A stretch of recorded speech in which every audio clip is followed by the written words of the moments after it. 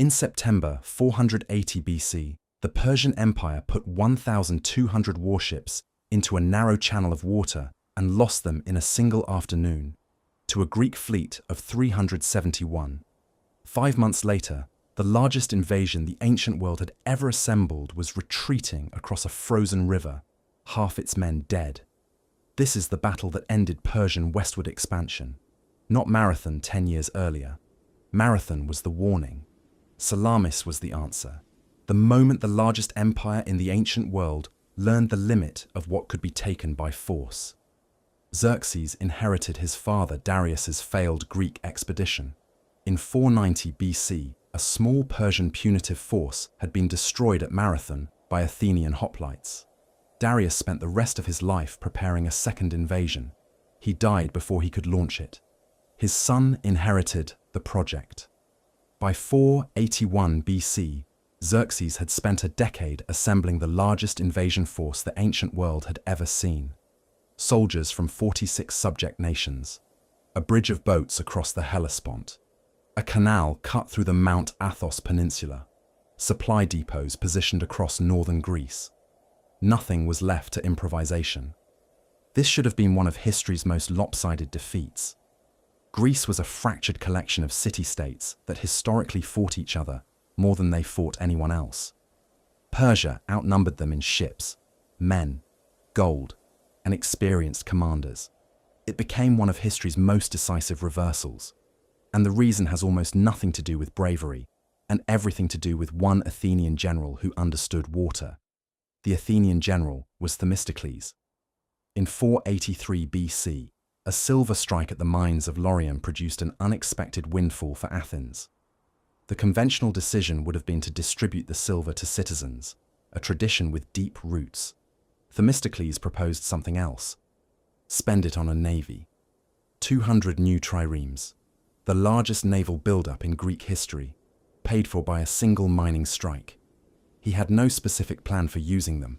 He had only the conviction that Persia would return, and that when it did, Greece would need ships. By 480 BC, Athens had its fleet. 200 Athenian triremes formed the core of a combined Greek force that ultimately numbered 371 ships, according to the Greek playwright Aeschylus, who fought at Salamis as a marine and wrote about it 8 years later. Modern scholarship estimates 300 to 400. The number was small. Critically, it was unified.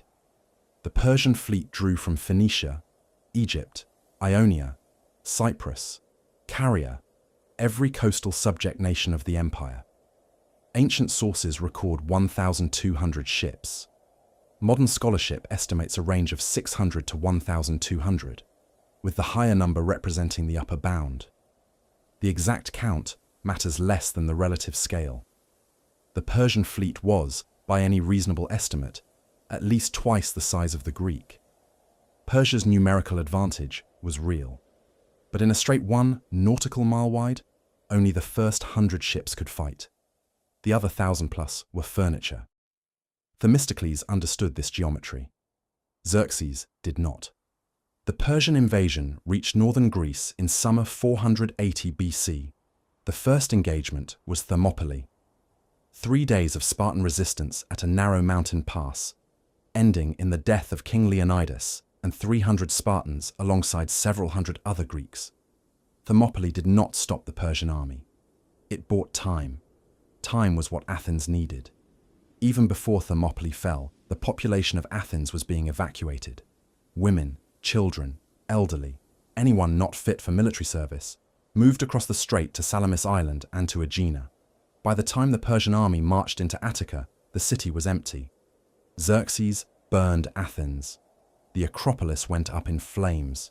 The temples were destroyed. From the Persian perspective, this was decisive. The enemy's capital had fallen. From the Greek perspective, this changed nothing.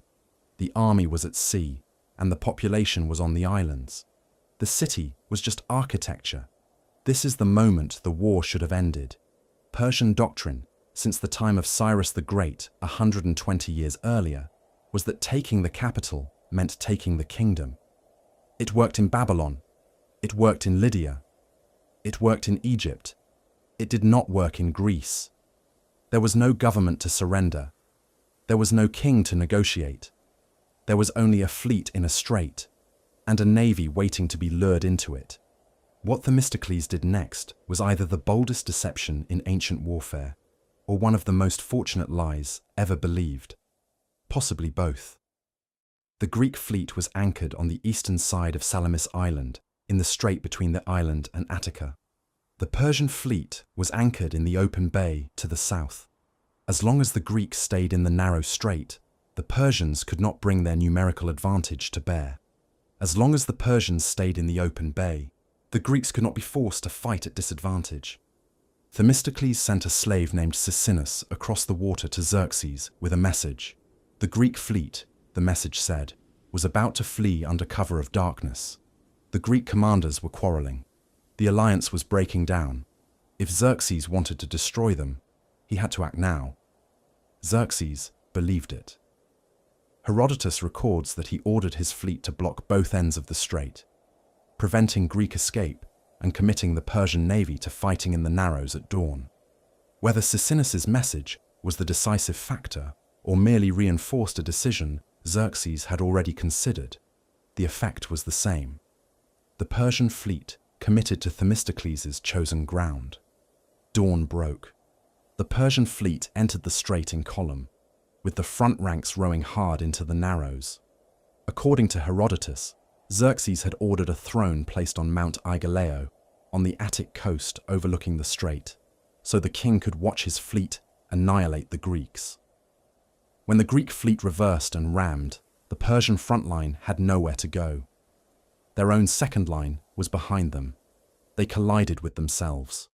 The Greek fleet had been waiting.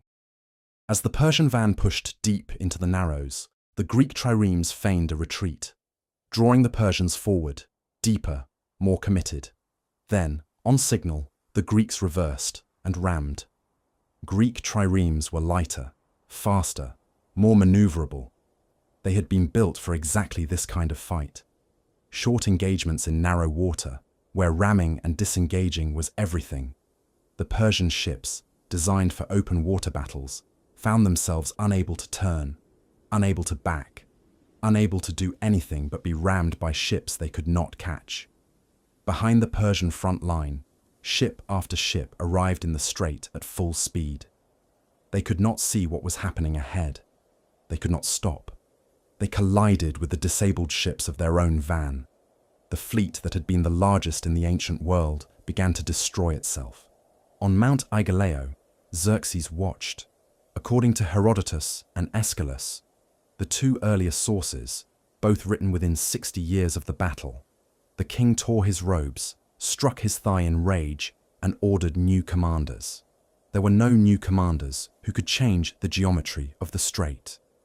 By the time the sun set, the strategic balance of the entire war had inverted. Persia did not yet know it.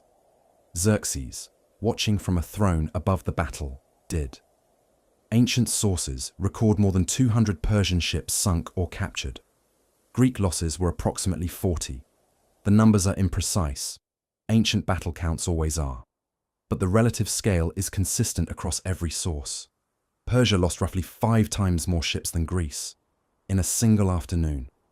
The Persian fleet that survived was scattered, demoralized, and effectively unable to operate as a coordinated force. Xerxes left immediately. He returned to Asia by the same route his army had used in the invasion.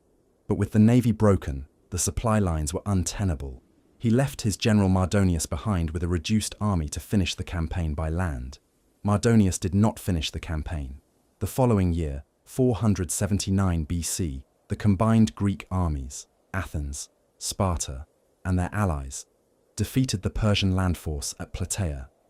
Mardonius was killed. The Persian invasion of Greece was over forever. Persia would never again attempt to take the Greek mainland. Salamis is remembered as a Greek victory. The framing is not wrong, but it obscures the harder question: why Greece, fractured and outnumbered, succeeded where so many others before it had failed. The conventional answer is bravery, Greek hoplite virtue, the defense of freedom against tyranny. These narratives have been told for 2,500 years. Salamis was not the moment Greece won. It was the moment Persia learned the limit of what it could take by force. Cyrus had understood that limit. Xerxes paid the price for forgetting it. The doctrine Cyrus the Great built, that an empire is held by integrating the conquered, not destroying them, could conquer the East. Babylon had wanted to be ruled. Egypt had wanted a competent administrator. Lydia had wanted protection. Greece wanted none of these things. Greek city-states were not waiting to be liberated from inadequate kings. They were not seeking a more competent ruler. They had no use for what Persia was offering. Persia would remain the largest empire on earth for another 150 years. But westward expansion ended at Salamis. The empire stopped growing in that direction forever. Then a 22-year-old Macedonian decided to find out what could be taken from Persia instead. The next universe is his. Salamis was not the day Greece won. It was the day Persia learned what every empire after it would also learn: that an empire is not the kingdom you take, but the loyalty you never have to demand.